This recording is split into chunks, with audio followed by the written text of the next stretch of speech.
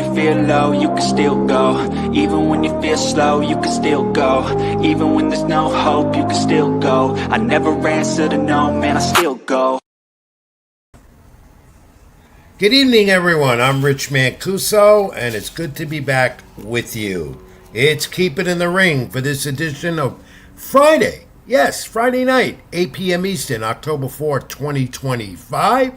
Yeah, we've moved to Friday night right now, and you saw the beginning of it. We're trying this out with my esteemed host and co-host and colleague, Tommy D from TD Sports Talk. He'll join me in a moment, but I'll tell you right now, it's good to be back in the saddle and to talk boxing for the next hour and pro wrestling and anything else. Like, comment, and subscribe to my channel here on YouTube, Rich Mancuso. Comment as we go along. We'll try and get to all of you as soon as we can. In addition, my social media handles scroll to the bottom of the screen as always. X Ring786, Facebook.com, Rich Mancuso. Get me on Instagram as well. Read my content on LatinoSports.com and some other outlets I write for.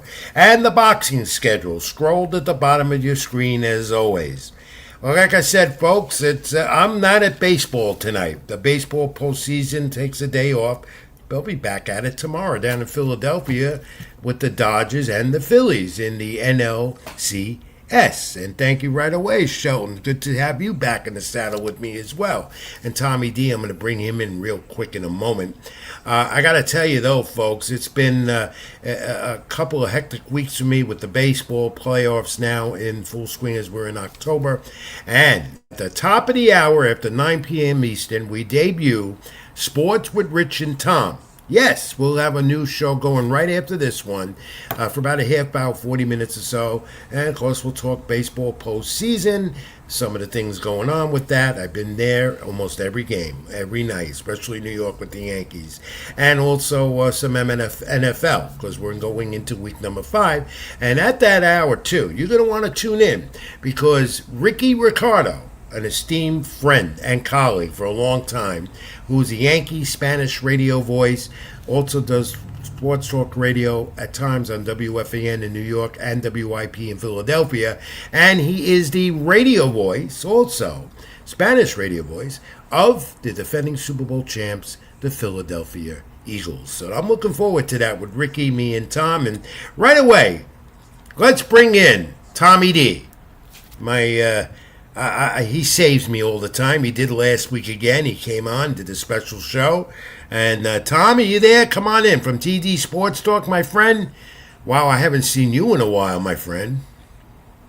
What's going on, Rich? How's everything? Good to be back. How's everything with me? Well, I'm still drying off from getting doused by champagne in that Yankee clubhouse last night in the Bronx. And believe me, I came home I get... That stuff's in the laundry already. I mean, it was a raucous crowd, and it was fun to be there again. Then the Yankees are moving on. We're going to talk more about that again at the top of the hour. But thanks again. Last week, great show. And you broke down the Gervonta Davis, Jake Paul circus, as I wrote about, and which I will talk about with you during this first half hour tonight. Tom, we're going to look at, right away, we get into this month of October. That's usually, baseball postseason. But for boxing, that's been rather quiet since an active first half of the year and relatively quiet summer of sorts. But we're getting into that calendar of the fall.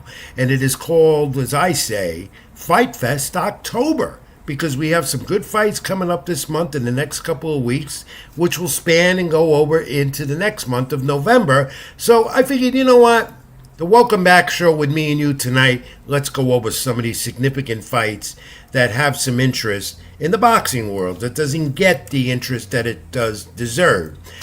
Right away, Tom, let's look at October 11th, because that's coming up in a couple of weeks down in Philadelphia, another homecoming for this man, Jerome Boots Ennis, who's a champ at 154, moved up from 147, undefeated at 34-0, against Osma Lima. That's in Philadelphia, on the zone. and that's in October 11th. And I should be there at ringside covering that as long as baseball doesn't get in the way. Tom, this is an interesting fight for Ennis, who's now at 154. We all know what type of division that is. And we got Sebastian Vendora in that. He's a champion as well there. I find this to be a challenge for Boots in his, I believe, his second title defense in his hometown of Philadelphia again. What do you think? No title defense. This is a step up in weight class. See, I've been away from it so much. Thank you for correcting me. It's his first fight at 154 pounds. He's moving up to super welterweight. That's right, because he was at 147, relinquished that 154 no title. He did have an interim status, I believe, but now he's going strictly 154 to try and get one of those titles. And this win then would be significant for him. What do you know about Lima? I don't know much about Lima. I know that he has a title at one of the lower sanctioned bodies. I think the WBE something. I don't know. It's some weaker or smaller organization. It might be the IBO. Maybe the IBO is what it is. But I don't know much about this guy. I'm very intrigued to see how Boots handles the weight moving up. It looked like 147 was killing him.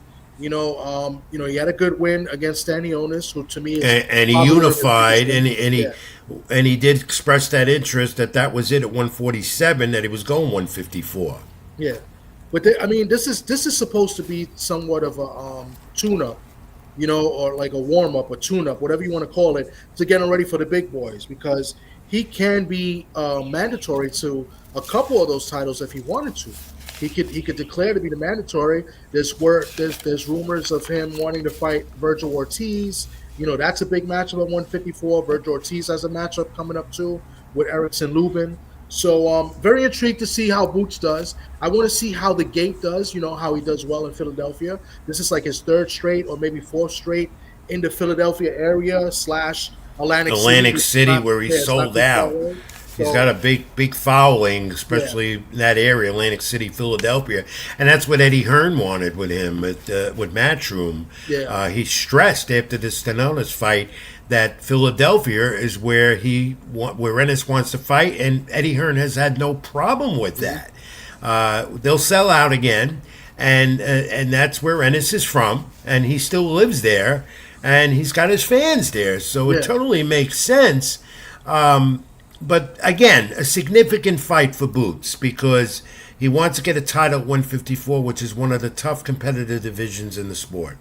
I don't know much about maybe being significant. It's more of, maybe we could get somewhat of a gauge of where he's going to be at 154. Well, you know what I mean by Tom, not to cut you off, but you know what I mean by significance, and the fact is that if he wants to make a statement in this division he is in now, significance is getting the win. That's why I call it significant. I got you. Yeah. Well, but like my man Mr. Shelton says in the thing, and I thought this was pretty funny. I mean, who is lima beans, green beans? I mean, we don't know anything about this guy. No, let's not go that far.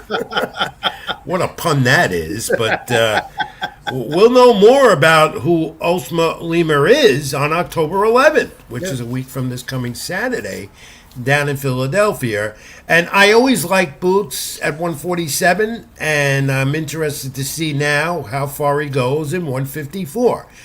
He is to me, one of those young superstars in the sport, undefeated, as I said, and an exciting fighter. I mean, he gives the fans what he wants because he finishes them off with a nice knockout punch to his repertoire. Yeah. No, and he does. I mean, I think I'm more interested in seeing what Lima does and him getting, because this is a big opportunity for him, right? This is a big name for him, coming up. His first big one he's had. Yeah, and I'm sure he's going to come in wanting to win. He's not going to come in here laying down. This is a big moment for him because, you're not going to get too many opportunities after this. So, I mean, I'm sure he's going to try to give a good showing. So, I think I'm interested in seeing both, but I want to see what Lima does and what he brings, to the table with Boots. And we'll talk more about this next week because we're moving in on that date for Gerard Boots Ennis and his Philadelphia homecoming once again. You're going to be at the fight?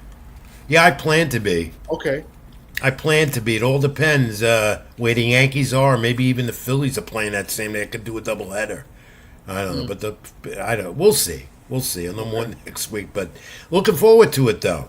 October 18th, the week later, as we continue with Fight Fest October, as I'm calling it. Barclays Center in Brooklyn, which has been a home for great boxing matches over the years, including this guy, Danny Swift Garcia, who hasn't been active. We all know his story. Former champ at 147, and now he's going to get a supposedly farewell to Brooklyn fight, because that's where he's had his most successful title defenses before sold-out crowds as they travel up the Turnpike from New Jersey to Brooklyn in the Barclays Center. Will be sold out for Danny Garcia, who's also got his own promotion house, Danny Swift Garcia Promotions. The opponent is Daniel Gonzalez, who I know well, out of New York. A 10-rounder this is. 10 rounds, junior middleweights. It's being televised, streamed on Millions pay-per-view, by the way. What do you make of Danny Garcia coming back? He's been idle for how many years now? I think did he fight last year? The year I can't remember the last. Yeah, fight, he fought last year, but he hasn't Lara. been. Yeah, and it was just like maybe a tune-up to get to this. He has said that this is his farewell to Brooklyn. Now, does that mean that Danny Garcia, who's headed to the International Boxing Hall of Fame without a doubt, he has said his farewell to Brooklyn? Will this be his farewell to boxing overall, a sport where he's made a lot of money? He's been very successful. His father is not as abrasive and loud as he was because he's been fighting some medical issues. But that's always been the tandem, his father and Danny Garcia, who's a gentleman. But Danny has said the farewell. Is it a farewell, do you think? It all to his depends on what he boxing career? does. It all depends on what he looks like. He didn't look good his last fight. I think Lara carried him for most of the fight before he eventually stopped him, and it looked like Danny pretty much quit. I mean, Danny, listen, I don't personally think he's a Hall of Famer, but he's had a great career. Now, why do you say? I will beg to differ with you. We don't differ that much. Yeah. I think he's been in some big fights, but he doesn't really have that token win. You don't think so? No, I think. I mean, his best wins. I mean, Amir Khan might be one of his best wins. The Madonna fight. No, not Madonna. Matisse. That was a great win. He was underdog. I mean, he's got some few fights. I think he might be borderline Hall of Fame. But I think Danny Garcia's done well with his money. I think he's going to get in either way when he retires. He'll be on the ballot next year or whatever, the year after. I can't see how he doesn't that he gets a majority of votes from the boxing writers who get to vote. I don't, because I'm not a member of their so-called esteemed group, Boxing Writers of America. You will. They're gonna make you right. No, I don't want to be involved with that group. Me and a couple of other old timers out there still on the beat with boxing. We don't get to vote because we're not members of the organization, which I think is completely wrong. Because we know these guys. We've covered these guys. Yeah. But getting back, that's another story. Getting back to Danny Garcia. To me, he's a Hall of Famer. And to me, I believe, farewell to Brooklyn, and pending, as you said, Tom, on what he does on October 18th in Brooklyn at the Barclays Center, where he is very popular and been very successful. Pending on what he does, Daniel Gonzalez as an opponent who has said in the last few days, I'm coming in to retire Danny Garcia for good. And I'm sorry for you Danny Garcia fans, and that's including me. I'm a Danny Garcia fan. I like Danny Garcia a lot. But I don't think he wins this fight. I think Danny Gonzalez is going to go in and win this fight. I think he's the more fresher the fighter. He's been more active. Maybe he's younger. He's also younger, too. He's younger. I don't think he's been there with the type of opponents as Danny Garcia's been in, but I think he's going to be game. He's going to have a big crowd behind him. I know a lot of people come to see Garcia, but he's from Queens. He's going to have a big turnout. I mean, this is his moment, and I don't think he's going to go in there laying down. He's going to go in there and try to make a statement and try to get his name up there so that maybe he could get maybe a future title shot or something. So I like Danny Gonzalez in this fight. Well, you know what? You could very well be right because Danny Garcia is he's had his moments. He hasn't been active. We know he's promoting more and a lot of rising prospects, including our friend Keith Cologne, who's on that card. Keith Cologne is going to be on that card. I can't wait. I'm going to be there, and I put in for the credentials too for this fight. But I'm probably going to sit with the Cologne family. We're going to be there. A couple guys are going to be there too from YouTube as well. So I'm pretty excited to see Keith Cologne. Keith Cologne always puts on a show. You know, it's going to be his first time in New York, right? Fighting in New York. He's fought mostly in Jersey and Philly. So, and the Barclays Center. Yeah. And he's Keith Cologne, if you're listening, and we will have him on the program, I hope next week to preview what he has at the Barclays Center coming up on October 18th. Keith, I want my hat and jacket. Tom got it, but I didn't. Well, you know, I always get blamed for everything. As you see here, BVO Sports, he says he's going to the fight. He's got his ticket, Uncle Rich, but no thanks to me. I mean, I don't know what he wants me to do. I mean, I got him there in the Xander fight. I mean, this guy's ungrateful. We have a lot of supporters. They're not ungrateful. We have a lot of fans out there, Tom. Okay, so move on. October 25th on the Zone. Fight Fest October continues. Heavyweights, Joseph Parker, Fabio Wardley, interim heavyweight, Parker's WBO title. That's what it is. But, Joseph Parker continues to make noise in the heavyweight division. Yeah, I mean, he's been on a big run. I'm sorry, I've just been paying attention to the chat a little bit, trying to Yeah, do put them up, Tom, because you pay more attention to them than I do. Yeah, I'm trying to get everybody on the screen. Joseph Parker's been, he's been active. He's been on a bit of a winning streak. I like Joseph Parker a lot. I mean, he's been in there with some of the best fighters. It's unfortunate. I wanted to see him get that fight with Dubois. That didn't really happen. And then who's this guy? Wardley? Yeah. I don't really think much of him. Wardley goes up and down. Yeah, I don't think much of him. Because he's mostly good. Fights in the UK. These fights always take place in the UK at weird hours. We have to watch them on the Zone. But still, it's a heavyweight fight. Might have some implications more for Joseph Parker. Move on to October 25th. As I said again, it's Fight Fest October. And we have Sebastian Fundora, the champion, against our friend Keith Thurman, who's coming back after a long, not really a long layoff, but he's coming back. 12 rounds for Fundora's WBC 154-pound title. There is the difference in the height and the reach right there. Tom, interesting for Keith Thurman. Very interesting fight. He wanted, as we know the story here, he wanted Sebastian Fundora at first. And then Tszyu stepped in because Keith got hurt, was injured. But now he's got his opportunity. And Keith Thurman is busy in his fight camp and feels he's going to be in the best shape of his career and says he has a message for boxing fans that Keith one-time Thurman is back and will dethrone Sebastian Fundora. Your thoughts?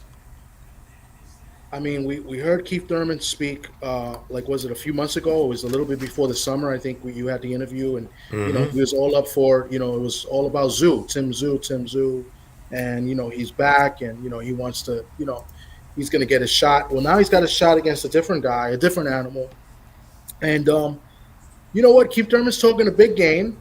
We're getting closer to the fight, so the more closer we get to the fight, the more I'm less nervous as him getting hurt or pulling out of the fight. So I like Keith Thurman here. I've never been really a big fan of Fundora. I know a lot of people like him.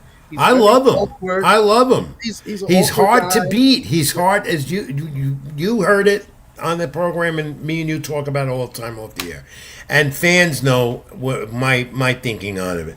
It's hard to beat this guy because of his lanky reach. I mean, this is the towering inferno.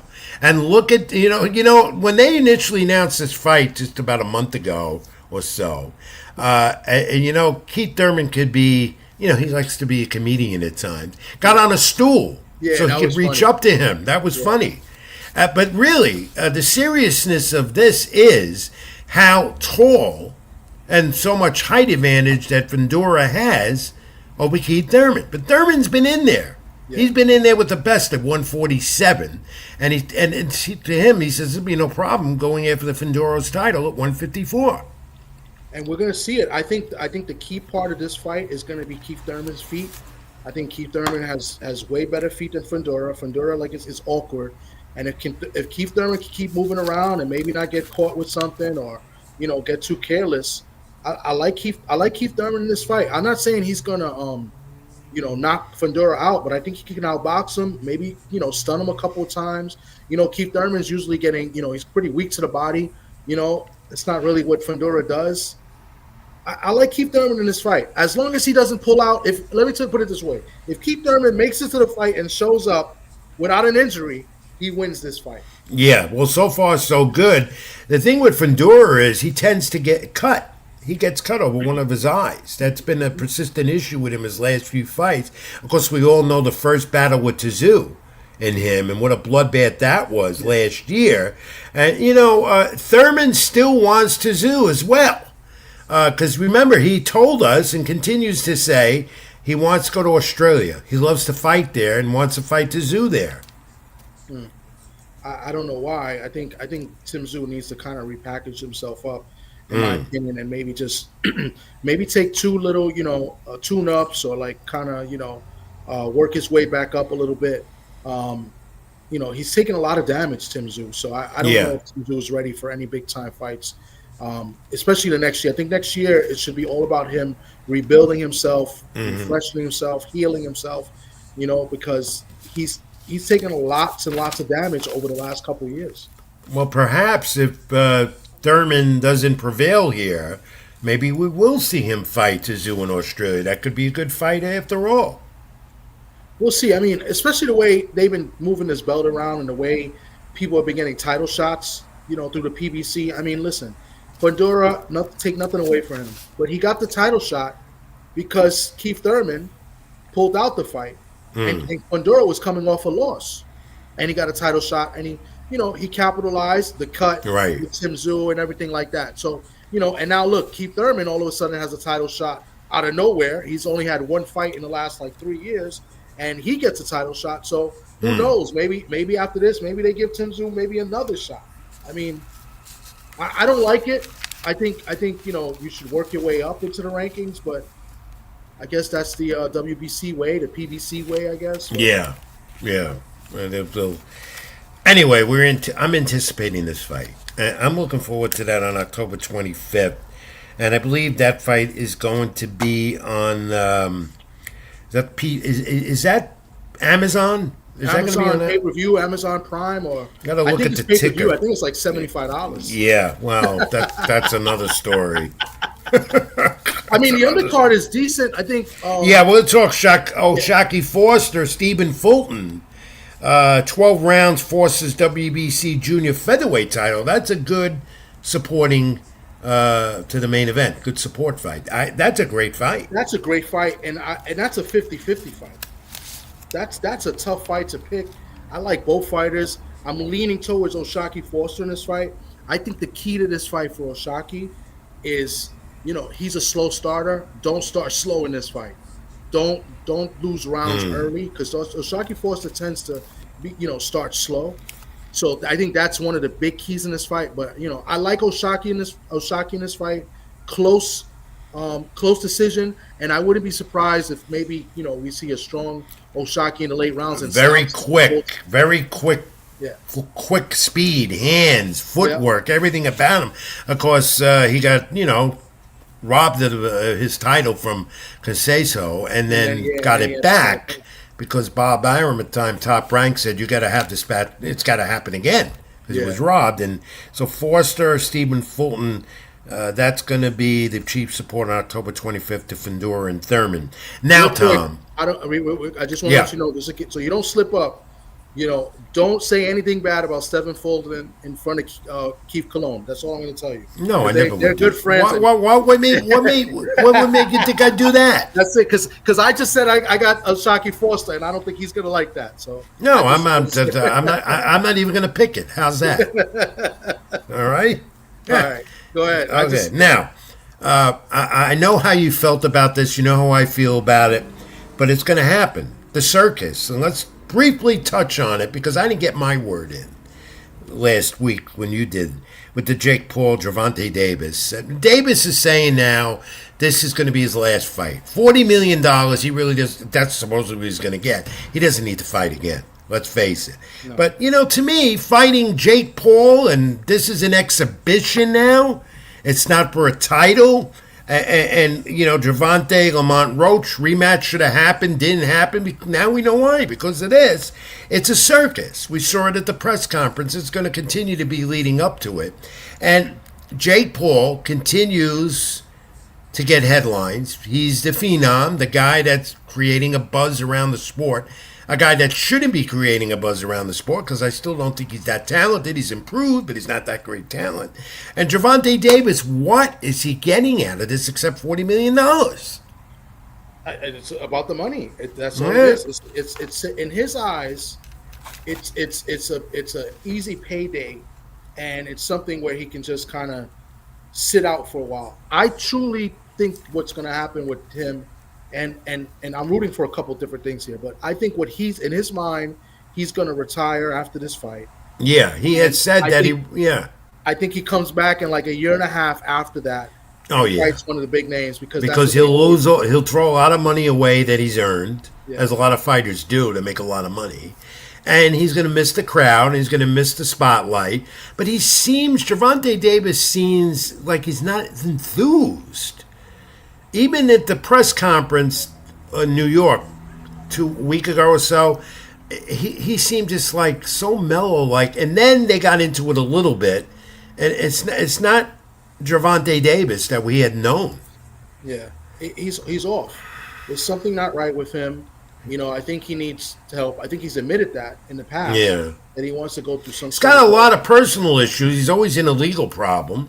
He's always got legal issues. Domestic violence, abuse, and all that stuff. So maybe that has a fact on it. But the fact is, this is an exhibition, and it's not for a title. And Jake Paul wants to become a champion and prove he's indeed the best. Now, the weight disparity, of course. I'm interested to find out, to see again, how this is all going to transpire and work out. Because Paul's given up a lot of weight there. Or Gervonta is, 40 pounds lighter than him? If they fight at cruiserweight, whatever they're going to do. It's almost 60 pounds, right? No, it's 60, yeah. But right now, it's 195, 135, right? So you can't sanction a fight like this, and that's why they're making it into an exhibition. Yeah. And it's all about the money and Jake Paul on Netflix. That's what it's all about. Yeah, that's it. It's all about money, exposure. What's the sad part about this is that people are intrigued, that people are going to watch. And probably get more views than Canelo Crawford, which is sad. Because it's Jake Paul, and it's one of the top 3 or top 5 fighters in the world who's achieved a lot in his business. Yeah. Gervonta Davis, okay, a PBC fighter, and let's face it, Gervonta's done great things for this sport. He's a talent, and it is exciting to see. I gotta pause you on that, Rich. I don't think he's done as great as he should have. I think the only thing that we can say that Tank has done great is that he sold like 7 or 8 venues in a row, sold out. Well, he does. He sells out. He hasn't fought any of his contemporaries. And in the end, though, you know what? I like his style. I like the way he finishes off opponents. He hasn't been as ferocious as he was in his last few fights. But I'd rather see him fighting Shakur Stevenson than Jake Paul. I'd rather see him fight Shakur. He could have fought Loma. He could have fought Devin Haney. He could have fought Tio. There's a lot of different guys. Even when he fought Ryan Garcia, he kind of weight drained him. Yeah. It's always this guy. He's had the advantage. He's the A side. That's boxing. They can make any fight that he wants. He could make. He could have been undisputed. In fact, boxing. He was a champion in 135. That's the sport. It is boxing. But when you're the A side, Rich, when you're the guy, as what people say Tank is, you can make these fights, and he chose not to. And it's become the circus. That's what the sport has become. It's sad. It's sad what it's become because of the money and all that stuff. And Tom, read some of these comments as they're coming along as we continue. They're making fun of Tank Davis. And, I'm interested to see in the comments what what fans' perspective of this is and how they're going to go with it. Are they going to watch it? I'm sure they will. Everyone's got Netflix. I'm sure people will be intrigued and watch it. The undercard looks to be decent. Somebody, Shawalaya says he's a great fighter. I'll give him that. Too bad it's been wasted for the most part. Yeah. 1,000% agree. And I think his legacy, whatever he built, to me, goes out the window fighting Jake Paul in an exhibition. Yeah. Where he should be rematching with Lamont Roach and doing something else. What will happen? Let's say it does happen. What happens if Tank gets knocked out by Jake Paul in this exhibition? No, that's it. What happens to his legacy? Yeah, the weight and everything, but if that's going to be the last thing that we see of you, that's all anybody's going to remember. They're not going to remember you as Gamboa. Well, they'll remember this, and Gervonta will remember if that happens. Tom, he's got $40 million either way. That's what he's gonna. That's what he's gonna. And that's what it comes down to. Yeah. More on that as we go along, and then we're gonna move into November. Out of October, November, you're gonna have Eubanks and Ben again rematching. They're at war all the time with each other. Look forward to that. David Benavidez, Anthony Yarde, Saudi Arabia, and on that card, Brian Norman and Devin Haney for Haney's title, and that. At 147, title. Right? Norman's title. Excuse me? Norman's the champion. Oh, Norman's the champion, right. I told you, I've been around. I haven't been around. No, it's all good. I'm baseballed out. Not that I know what's going on. I want people to think I'm that I don't know nothing. They know I there's do. history to be made here. Haney will be 3-time world champion. I like that fight in November. I like that. And I like Benavidez, and to see with Yarde, which won't be easy, where Benavidez would go, because he's been talked about as a possible opponent for Terrence Crawford. That's what the Turk guy wants to do. The last I heard, that's going to happen. No, but you never know. This is boxing, as I keep saying. Tom, this comes up in New York. We're going to see this in the new year. That's what they say early. Shakur Stevenson and Teofimo Lopez. For Shakur's title and Teofimo's titles, maybe unifying. What do you think? I think this is a good fight. If this fight actually gets made and does happen, I love Shakur Stevenson.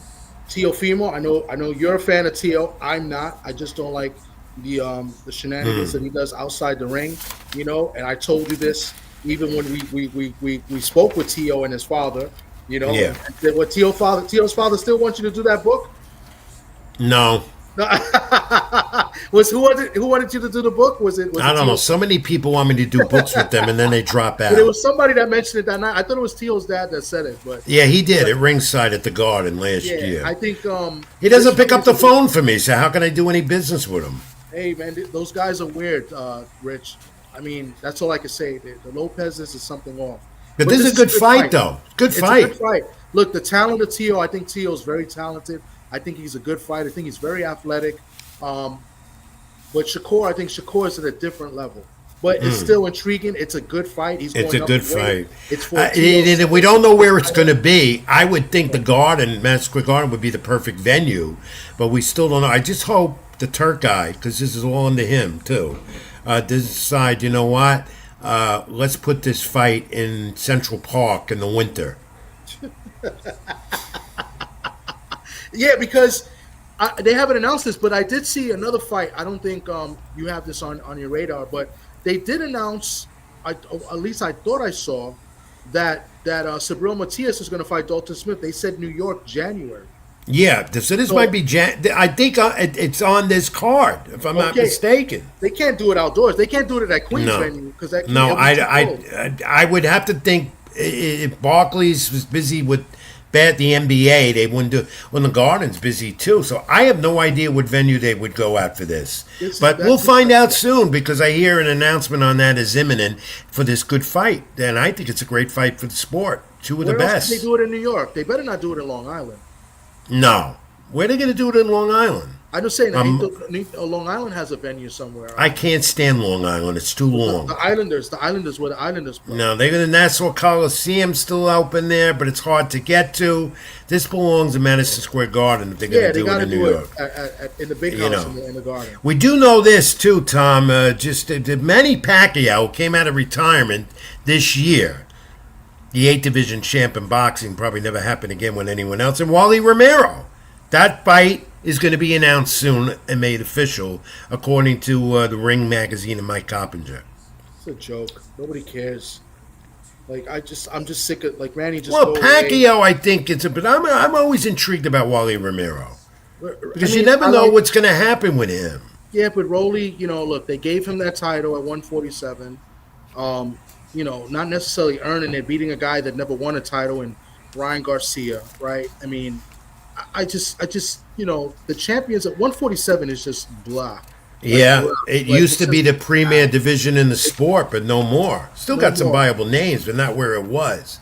Anyway, Pacquiao Romero, that's intriguing to me, and I like Romero. I mean, I like Romero too. I like Rolly. Rolly is must see TV, especially the press conference and stuff. And I don't think he's going to give him so much respect as Mario Barrios will. I think he goes in there and he tries to, take Manny's head off. I mean, that's what I would want to see. I don't want to see what I saw in the last fight with Mario Barrios. I don't want to see that. Agree. And they're not going to rematch either, Pacquiao and Barrios. It's not going to happen. We'll go back to another fight that just about been announced for December. But first, this news has got everyone talking. It was Dana White, the Turk guy, and Zuffa, the promoter. It seems like they're taking over boxing for sure. Because now they're going to have their own deal with Paramount, CBS. They're going to do 12 fights on network television, which is good, and streaming. So we have free, fights on the network, which is good. But Zuffa, White, and the Turk guy, they look like they're taking over. There's the new belt. There's their insignia. They're going to have their own title. They've been talking about it. Here's the thing that's got everyone buzzing in the sport. The sanctioning organizations. In other words, you might have the top named fighters in the sport fighting for titles, but these guys are not going to honor the WBA, WBC, IBF, all the other alphabet soup, as I call it. I'm all for that in this respect because there are too many sanctioning groups that take the fees and put the fights on with the promoters. But White's creating a buzz is because they're going to designate their own champion. And it could be any one of the champions that hold titles in any one of those sanctioning groups, Tom. And it just creates more confusion. You want to bring in boxing fans and not chase them away. This, to me, might be a good concept to them. I don't like it at all. I don't think it's going to be anybody that's the champion now in any of those sanctioned bodies because they would have to sign to the league. The league is a separate entity. I think they've expressed the point that they don't care, that they'll bring their money out that they have more than any other promoters. What I'm saying. They would have to sign those particular fighters, and they might end up doing that because we know. But they would have to drop those titles. They could have, like an IBF champion. Well, in the end, what their goal is. Their goal is to get rid of the sanctioning groups. Yeah, that's what they want to take over the sport themselves. They have the money to do it, and they were able to convince fighters and other promoters that they can do it. And let me tell you something, Tom. We might be heading in that direction. I doubt it. I don't think so because they might have the money for it. But I think what Dana and Turkey are doing, I think they might be two separate things. Dana has his own money, right? And he could do it. But I think that's why they want to change, not change or put over. They got this bill they're proposing. I think this is going to be good. And this is going to be mostly of fighters that are prospects, guys that are not getting the opportunities. And they're gonna match them up well. And that's how you're going to get good fights. Because you're going to get good matchmaking, good fights. A lot of guys, not really big names, kind of no names. Like, I know we got a guy here in the Bronx that's going to be in this league. I don't want to say his name right now, but there's going to be a fighter, undefeated fighter. He's going to definitely be in this. So fighters like that. And what it's going to do for those fighters is that they're going to get a steady income with some sort of benefits as well. Right. And, but the problem I have with this is that if let's use him as an example. Let's say he wins 6-7 fights in a row. He becomes their champion for that weight class. He's not going to get paid what he should get paid according to whatever the gates being made or whatever money they're making on No, TV. they don't say that. I'm telling you, that's what's going to happen. Dana White says he's taking over boxing. The Turkey already has, in my opinion, and this promoter Zuffa that did Canelo and Crawford, they know what they're doing. And Tom, money talks, and you know that in this sport, they've got that power to do it. But and I believe pay them. I don't think they're going to pay these guys. Tom, you want to make a bet? We can make a bet. We could bet a soda or something. Come on, you can do better than that, my friend. Even though I owe you dinner, you know that. We could do a 6-pack. Anyway, this is something that we have to look at, monitor it, and see what's going to happen, because they got Paramount now, too, involved in the deal. And that's network television, which could only be good for the sport, and I hope it works that way. Now we can talk about this, because Lamont Roach doesn't get Gervonta Davis again, but it looks like he's going to get Isaac Pitbull Cruz. And that's going to be Amazon Video pay-per-view, Amazon Prime Video, for Cruz's interim 140-pound title. See, that's another thing. Maybe these guys at Zuffa or White, Turkey, and so forth will get rid of these interim titles, because I'm tired of using that word in the sport. But, Lamont Roach doesn't get Gervonta, but now he has Isaac Pitbull Cruz, who I think's a better fighter. I don't know about a better fighter, but I think it's a good matchup. Why are you disagreeing with me so much? I've been away from you for a few weeks. Well, you said he's a better fighter than Tank. Tank beat him already. Yeah, Tank beat you're him. right. He beat Cruz. So I mean, right. I might have been hit. Matchup. I might have been hit with too many foul balls up in the press box. Sorry. We'll get into that, but that's coming up. Cruz and Roach. Terrence Crawford. What's next after the big win against Canelo Alvarez? Christian Nobili's name's coming up. Edgar Berlanga needs a fight. Maybe that's coming up. The Turk guy, I know, wants to see Crawford fight Ben Benitez, but you say no, and I tend to agree, Tom, here. I don't think it'll happen. I think Christian Nobili, undefeated in that Division 168, could gun for Crawford's titles, assuming Crawford stays with those titles. Yeah. Canelo, no. There's no rematch for Canelo Alvarez and Terrence Crawford. Let's knock that down right away, because Canelo just had surgery, and he's going to be out of action. He was going to fight in February, part of this 4-fight deal with the Turk guy. But that's not happening. Canelo had surgery. He's recuperating. I think it was on his arm. And his February date is off.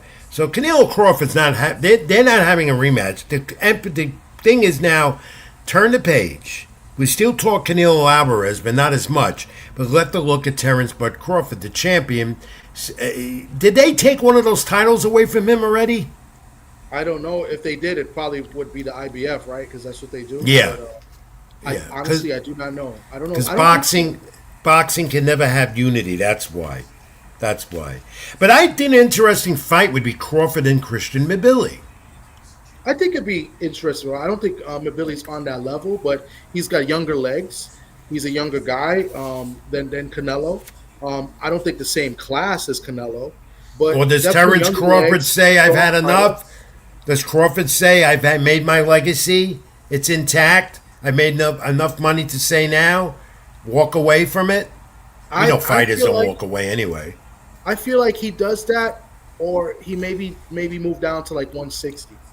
I don't see him fighting again at 168. I'd be very shocked. No. Look, I thought he handled it well, though. I thought, he looked great.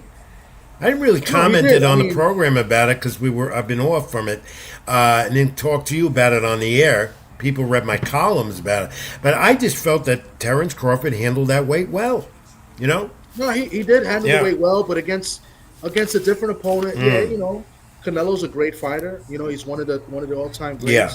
I just think that Canelo's older and he doesn't really make adjustments. But there's a lot of young guys in that division, hungry young guys with younger legs that can pull off an upset. And more hungrier than even guys like Canelo. So Nobili would be a dangerous fight in my opinion. Yeah, he's powerful too. Yeah. To be determined. But let's look at this. Puerto Rican boxing history. I saw this online, the internet.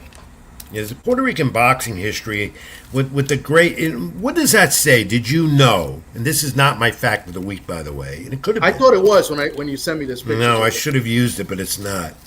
But what does that say? Because I can't see. Puerto Rico was the first nation in professional boxing history to crown a world champion in every single weight division. There you go. Which makes it say here, Is you that know, a you fact? talk about the. I got to look that up. Yeah. Well, no, I did.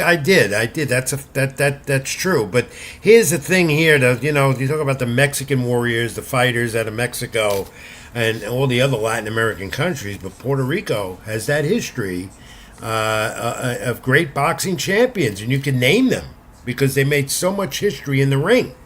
Miguel Cotto, of course, 4-division champ from Puerto Rico, and you got Felix Trinidad. Go on and on. Alfredo Benitez, Hector Camacho. The reason why I got a question is because I'm thinking heavyweights, and I'm thinking Puerto Rican heavyweights, and then I'm thinking. Well, that was Andy Ruiz. Not Andy Ruiz. John Ruiz. John Ruiz was the first. John Ruiz, yeah. John Ruiz was the first heavyweight champ, Massachusetts, but Puerto Rico. That's what I'm saying. But does that heavyweight count? champ? I don't know if you know this, but I'm very technical when it comes to this. I know this. Mexicans, Puerto Ricans. If you living in the United States, which Puerto Rico is a Commonwealth, and they're pretty much you're born with the American passport.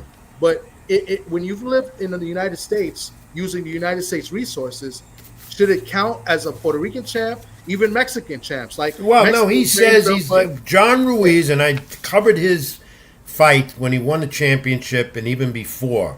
Up in Massachusetts, he had a fight years back before he won the title. Yeah. And I asked him that, are you Puerto Rican or are you American? He says, I'm Puerto Rican. I was born here, but I'm Puerto Rican. I know, and so am I. So, Rich, if I started training and I became a world champion, right? I lived in the Bronx all my life. Yeah. My mother's Puerto Rican. My family's Puerto Rican, right? And all my life, right? And I claim Puerto Rico, I'm going to come with the flag and the American flag. Can I say that I'm a Puerto Rican champ or an American champ? No, I don't know. That's what I'm saying. I just to me, that's just me personally. It's the same thing when they do the World Classic, the baseball, all the Dominican players that come and train here and they go represent Dominican Republic. No, they should be representing the United States. I've always been like that in all sports. No, I just thought that this was a interesting. No, it is. To bring it up. Because I write for Latino sports, and I don't speak a word of Spanish. Yeah, they only have 3 million people in the island of Puerto Rico, so that's a great achievement. But again, it goes back to my point and why I put this up as well, because Puerto Rico has had that illustrious history of champions coming from that island. Yes. And they've made boxing history. They're in the Hall of Fame, and they continue to be out there representing well. We got out there right now, the young stars, right? We got we have Collazo, Oscar Collazo's and the youngster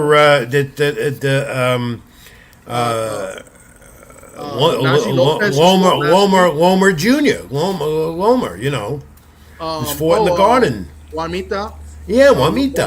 Lopez. He's a future champion, And of course, the current 154 WBO champ, Xander Zayas. Xander Zayas, yeah. There you go. All right, Tom. It leads us to the fact. He trains a lot in Florida, but okay, yeah. I'll stop. I'll behave myself. Behave. You're really, really, really at it this week. He's born in San Juan, though. He's Puerto Rican. Yep. He's Puerto Rican. He lives in Miami, but he's more in San Juan than he is in Miami. I know. Yeah. All right. Fact of the week, Tom. You're going to do it. Here you go. Okay. All right. What do we put that comment up before we do this, and then go to our quick first break. This is, hold on. Sorry. Jose Diaz says when Alex Rodriguez went to the Olympics, our baseball hit him right in the face, straight to the hospital. I was there. I went to the high school with him. So, I mean, he lived in Florida, right, Alex Rodriguez? No, I did. I don't know where he's lived. He lived in Florida, but he's Dominican. I don't know. They talk about him as Dominican, and that he's not Dominican. That's another story. But that came up in the press box the other night. Real quick, before you do the fact of the week, De La Hoya, Oscar De La Hoya, Mexican or American? He's Mexican-American. I saw what you did there, Rich. All right, I'm not gonna Just like David Benvenidez, he's Mexican American. Why are we getting? What got us into this? I got into a debate about this a few weeks ago on another. So channel. yeah, it's a debate. I think it's coming from you know who. This one man who's running this country now, he gets us all doing this stuff, gets us all wired up. Just, Yeah. Let's get to the fact of the week. We're running late. Tom, you got it. HBO, the staple of boxing. We know you grew up with it. I was a part of it, right? A lot of fans got into boxing because of HBO. Their first pay-per-view event. Who did it involve? Remember, fact, not trivia. HBO. Their first pay-per-view event. You remember who was involved with it? Does anybody out there know? Do you know? It's a fact. Take a wild guess. I'm gonna say Mike Tyson versus Michael Spinks. Well, you're in the right category, but you're not with the right answer. The fact is that it was Evander Holyfield and George Foreman, April 19th, 1991. They had their pay-per-view umbrella known as TVKO. And Holyfield won the unanimous decision, WBA, WBC, IBF titles from George Foreman. And get this, Tom, back then, and not too long ago, 1991, 1.45 million pay-per-view viewers. That was the buy rate then, when pay-per-view in boxing was starting to grow. And that was the first HBO pay-per-view? That was the first HBO pay-per-view event. Yeah. Wow, okay. That's a fact. No. Don't ever use it. 5 years Don't old. use. Here's my fact to you. Don't use it when you're hosting alone. Okay. Find your own facts. You do well with that anyway. All right, Tom. I do it a little different, yeah. What was last week? I forgot what I did last I don't remember. I saw and I don't remember. Yeah. Oh, we did the ballparks. The ballparks that held the most fights, I think. All right, yeah. That I could admit. I could have answered that too, but I was at the ballpark. Yeah. How many ballparks have I been at in the last week? Keep it in the ring. I'm Rich Mancuso. That's Tommy D. Like, comment, and subscribe to my YouTube channel, String Punk Entertainment, Tommy D Sports Talk. I'd like to keep it in the ring page as well. I'm Rich Mancuso. That's Tommy D. Back in a moment. We got some pro wrestling, and then we'll go into our next sports with Rich and Tom. But let's do this first, Tom. Brief time out. Back in a moment. Stay with us.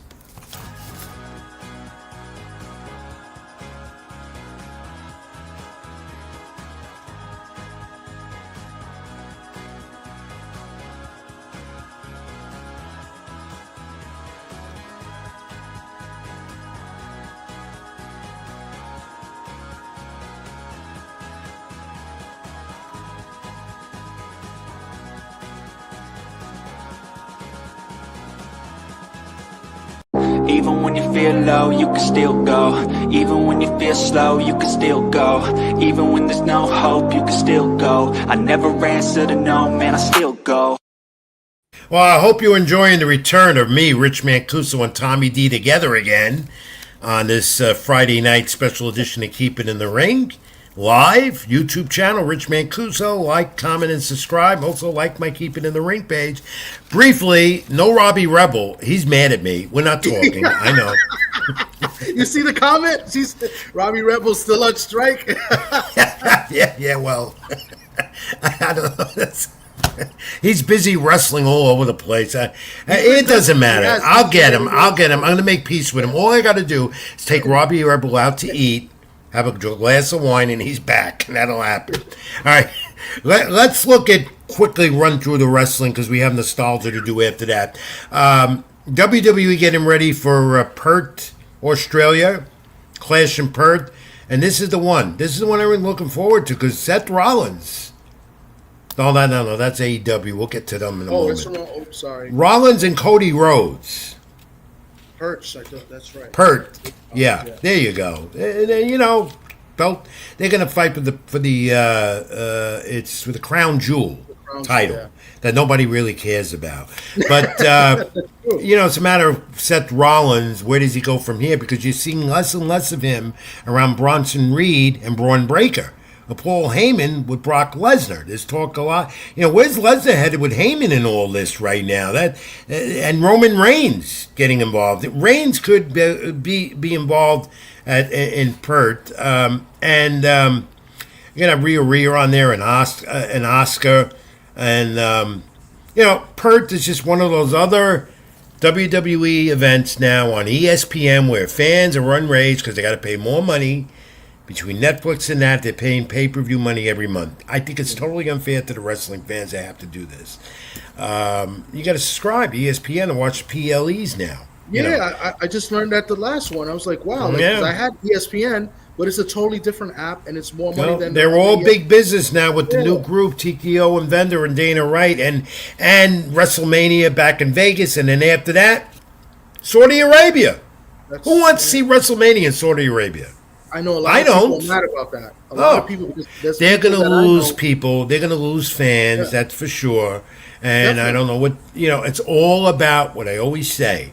Combat sports, especially boxing now, and wrestling even more. It's all about the moolah, the money. It's a shame because it is a shame. Yeah. There's guys that go to WrestleMania every year, no matter where it is. Yeah. Now they're going to go to Saudi Arabia. They're not. Yeah. Now put up AEW, a Tony Khan's group that continues to fool us because he keeps saying the ratings are great and they're not on Time Warner and Max and so forth. TBS, Collision, and Dynamite had their anniversary show, which was pretty good on Wednesday night. But the reuniting of Cope and Christian, for now it's over because Adam Copeland, took some time off. Christian, he's got problems in other areas. All right, Wrestle Dream pay-per-view, October 18th in St. Louis. It's going to be Hangman Page against and Samoa Joe. That transpired on Dynamite Wednesday night. Chris Statlander and Tony Storm for Storm's title, AEW Women's title. That's a good one. Darby Allin, who climbed Mount Everest against Jon Moxley.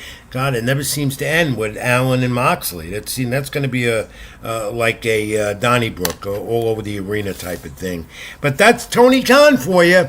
That's what AEW is doing, giving you the same type of matches. Nothing different. I know you're not a fan of AEW. I was. I'm not as much no more. But they'll never, ever overtake WWE now with all the other things they're doing as that big conglomerate in pro wrestling. Yeah. That's the way it is. Yeah. All right, Tom, let's turn the page. We'll do more pro wrestling next week. Let's look at some nostalgia this week. Got a lot of that. Let's first go to October 7, 2000, a rematch in 1999. This was Fight of the Year. Johnny Tapia and Paulie Ayala. All right? And they go the narrow 12-round distance here. Unanimous decision. He gets over Tapia in Las Vegas. The decision announced for the 124-pound title. The bout at the MGM Grand in Vegas. Tapia and his camp. There's a story out of this one. The angry camp, they reacted, including his brother-in-law, who got handcuffed after throwing a punch. We had some video of that. I don't think we do. But that fight, that developed into fireworks back there in 1999 in Las Vegas between Tapia and Ayala, two of the premier fighters of that time in that era back in 1999. Tom, fisticuffs were thrown after the ring because they weren't happy with the decision. No, they weren't. And both fights... I believe both fights were unanimous decision in favor of Paulie Ayala. They were both close fights. I mean, they could have went either way. I mean, just because it was unanimous decision does not mean that one dominated than the other. They were very close scores. But they were these were wars. I got a little clip here, 8 seconds. It's nothing crazy, but I think this was the first round too. I'll play it right now. 2 minutes in. Nice straight left hand there by Ayala, and again with the right hand following. And Tapia walking into a left hook. And that was pretty much the entire fight. That's what it was. That's all you said. That was very underrated. Those fights are very underrated. Yeah, and you know what? That was an era when boxing was really, really hot, really good, and you could watch on Showtime, HBO, and so forth. You go to October 4th, 2003. Joe Casamayor, 6th-round TKO over the great late Diego Corrales. First of their trilogy, Corrales down in round 3, the knockdown following, and he was exhausted. It was a very, very tough fight. About stopped, cuts inside of Corrales' mouth. The rematch, they did have a rematch. Corrales won the vacant WBO title, the superweight featherweight title, and split decision. Casamayor won that as well. So they had a history, these two. I think you have some video of Casamayor from this first fight. This was and my friend Steve Albert on the call with Showtime back then. Well, it is boxing hell when you have to fight your way back. A left hook sends down to the opponent, headbutting. Straight left hand, and Corrales down again. 3, 4. To end it here in round 4. Another straight left hand right on the chin by Casamayor. There's a looping left to the jaw of Corrales. Corrales looking to come back with an answer. Talk about heart. Oh, Casamayor goes down. Beautiful straight left, right on the nose. There's blood coming from the nose of Corrales. Corrales, he is bleeding profusely. Heavy left hand, right on the head by Casamayor. He's having his way. You talk about guts and courage, and there's the give me 1 round. 1 round. 1 round. It's over. Right, Tom, that was great going back in October 4th of 2003. And, of course, what can I say about the late Diego Corrales? A friend of mine, he became.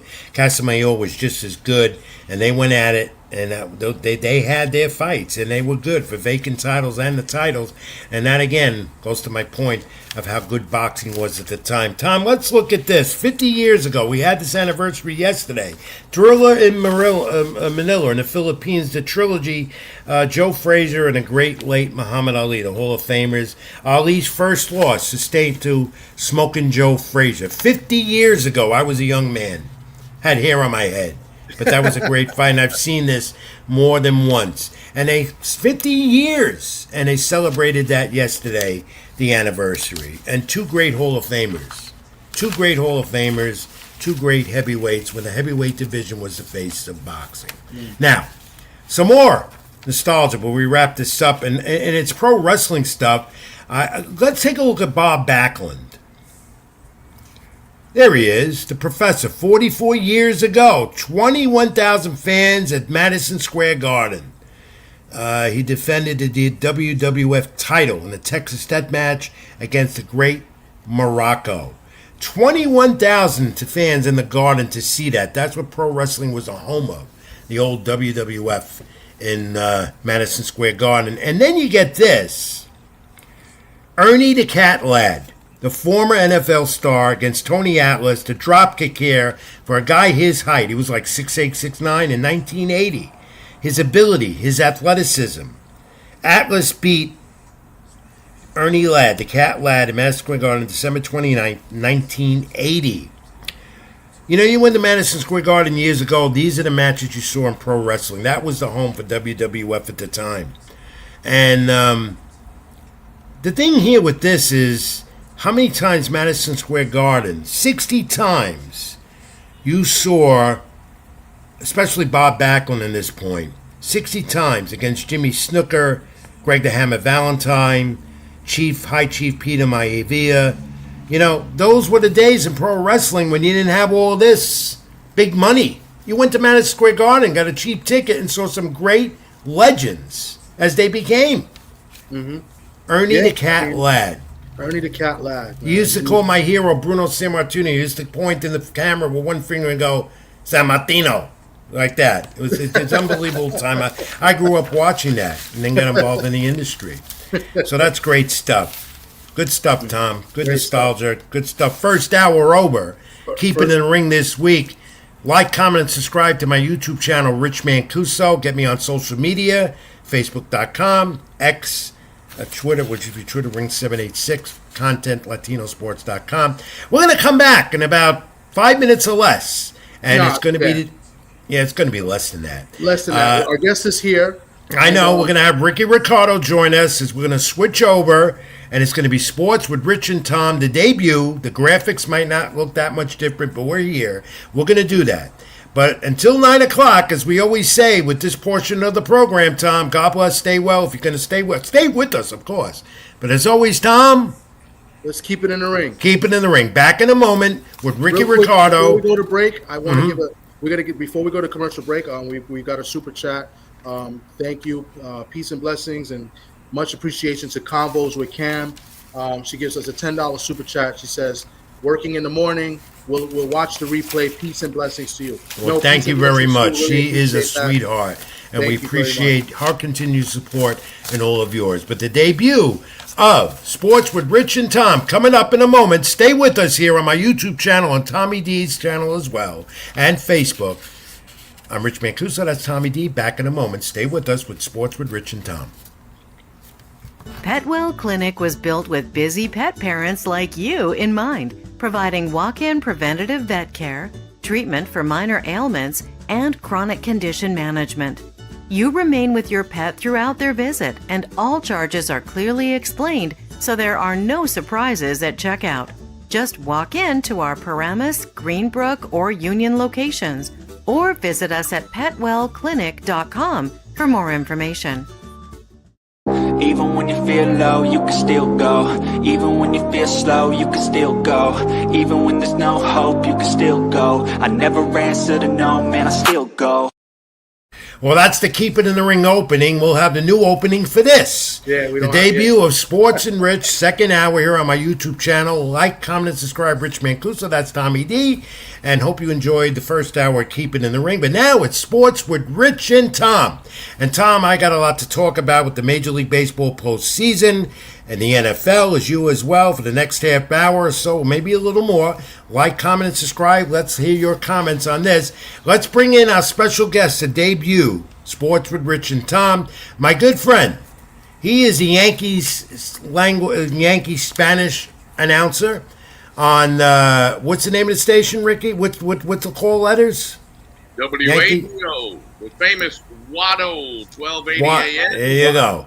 And also, he is Odyssey app, easy to get on the Odyssey app, and the SAP feature on your TV. Just change the language on your remote control on your smart TV, and you get me, my friend. You get me in Espanol. Yes, and also Espanol with the Philadelphia Eagles, the defending NFL Super Bowl champions, where you're also their Spanish language announcer. And you know, Ricky, I try to understand you. I told you this at the ballpark last night. I enjoy listening to you when you're doing the Eagles games, but I don't understand a word you say because I don't know a word of Spanish. Touchdown is touchdown in both languages, Rich. So it's easy, my friend. Touchdown, Philadelphia. It's easy. Follow along. Well, Rick, look, I know you're busy, and I appreciate your day off from the Major League Baseball postseason, where we were both at Yankee Stadium this week and last night, what we saw. And I got doused with champagne in the clubhouse. Where were you? Doing the post-game show. I've been doused enough. I've had my fill Yeah. of champagne and beer baths. So. Well, that champagne and that beer smells worse and worse every year. No one's ever picked up a dry cleaning tab for me, so no more of that for me. I'll stay on the radio. We do the post-game show, and we're there for a good hour taking calls after the game. So yeah. We celebrated with the guys in spirit. They came out on the field, waved up at the booth. We have an image of that. Tom, put that up because the players and their families were out there on the field afterwards. And it's amazing because within 45 minutes, that's Aaron Judge in the clubhouse. I got that, and I was told to lift it, but I had to show this. Aaron Judge had the belt, and that's his back right there. That's all I could show. That's a nice belt. Yeah, it is beautiful, and I'm keeping that for myself, the whole picture. And then on the field, of course, the families and the players, and then within a half hour, they got dressed and got on a bus and went to Toronto because the Major League postseason continues. The Yankees advance. Ricky, let's look at the brackets now for the division series in both leagues. Tom, put that up. Of course, the American League. We're gonna focus a lot on this: the Yankees, Blue Jays, and then the Tigers, Mariners. Because Ricky, are you surprised that the Yankees did something they haven't done 2 previous times in the postseason with the Red Sox? I thought after Game 1 they weren't going to win this series. What about you? Well, I thought Game 1 was the Red Sox best chance with Garrett Crochet, and him and Fried had a heck of a duel. I thought that maybe Fried got pulled a little early. I thought it was in old-fashioned Tom Seaver, Steve Carlton, Bob Gibson, Tom Seaver, that kind of old-fashioned pitcher's duel. But that was the Red Sox best shot. Brian Bayo, who had been very good against the Yankees up until his last start in the regular season, when they finally caught up to him, my gut feeling was they would get to Bayo in Game 2, and obviously Carlos Rodon, took a quantum leap forward this year and was really the Carlos Rodon that we all thought we were going to get when they signed him 3 years ago. So my gut told me, and Alex Cora, I guarantee you, thought the same way, because he pulled Bayo early in the game and used his entire bullpen, because I think deep down in his heart, Cora knew if he didn't win in Game 2 and take the series right there wasn't going to be much of a chance in Game 3, because you and I have seen Cam Schlittler. Maybe not the entire baseball world has been exposed to this young man, but we have, and we know just how good a pitcher Cam Schlittler is. Phenomenal. And against the team that he grew up rooting for in Walpole, Massachusetts, he was always a Boston Red Sox fan. So the ingredients were there, the formula was there for the Yankees to come out last night and get the job done. I thought Cora really managed to try to sweep the series in the first 2 games, and that's why he pulled Bayo early. But once the Yankees were able to hold on, win that game, I thought it was going to be, and I said this on the radio, I thought it was going to be a foregone conclusion that they would win Game 3 and finally kick the curse of the Red Sox, really, since the year 2000. It's a little bit more since the 2004. It's been 20 years, a little bit more, since they came back from that 3-0 deficit, 2 outs in the 9th inning. We all know what happened with the stolen base from Dave Roberts and the whole thing with Big Papi, and them coming back and winning the series and turning around the curse of the Bambino. But no, at no point did I think look, on paper, the Yankees are the best team in the American League.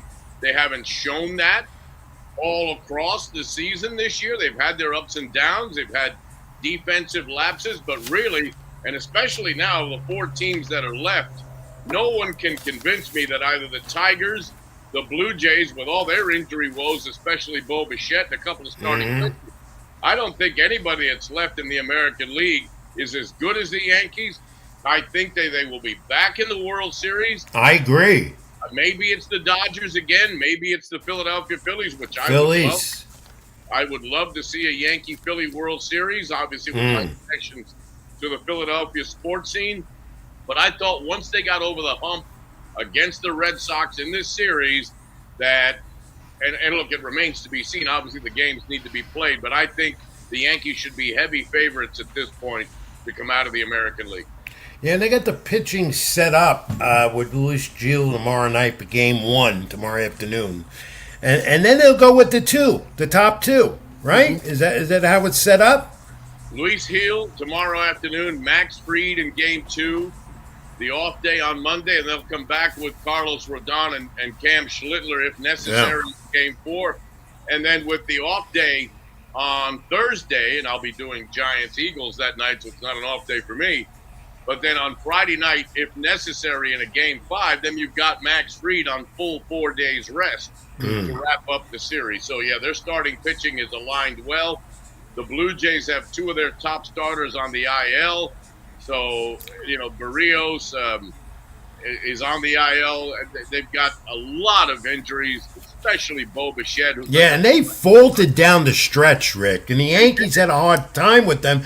And I think it was 6 games they could have won over them and would have put them into the division, and they would have had to buy in the so-forth, the home field and all that stuff. But what's got me with this series with the Red Sox, Rick, is they didn't have to rely on the home run ball because Stanton and Judge didn't hit one and hit any, and they played baseball a different way in that series, and it got them the wins.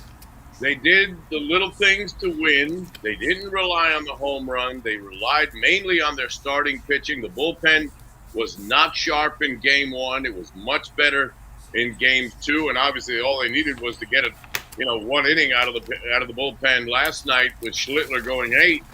But they did the little things. They ran the bases well, especially Jazz Chisholm on that hit down the line by Austin Wells, the big hit in game two. So, and what they didn't do, it's not so much Rich and Tom what they did, it's what they didn't do. They didn't commit the silly errors that the Red Sox committed in both games 2 and 3. The drop fly ball by Duran, the Bellinger bloop that fell in between the 3 outfielders in the triangle there last night that started the 4-run rally. Bad base running by the Red Sox in game 2 when they should have scored the run on the Yoshida ground ball single, where Jazz throws to first base and Rice can't field it cleanly. Nate Eaton should have been around and would have scored easily. Yes. And the Red Sox would have taken a lead. So the Red Sox shot themselves in the foot in both games 2 and game 3. And, everybody was waiting for the Yankees to commit the mental errors and the physical errors. That didn't happen. The shoe didn't drop, but it did for the Red Sox, who really kind of played themselves out of a possible win and a sweep in game 2. And then on Thursday night, last night, they had no shot against the I can't believe. And Tom, interject anytime you can. It's your show as well. I got a couple things with the Yankees. That crowd last night. I've been to, no amount of Yankee games I've covered over there, Rick and Tom. That had to be the most electric postseason crowd that I've seen at a Yankee postseason game with the Red Sox. One with the intensity of the Red Sox, of course, the rivalry, Rick. But that was an intense, boisterous crowd from the first pitch to the end. On their feet most of the night. It was electric. The energy was there, as you said. That building was packed, 48,000 and almost 49,000 last night. So, I agree with you 100%. Of all the playoff games I've done, and I've done a lot of them at Yankee Stadium, I think that was probably the most revved up I've seen of any crowd.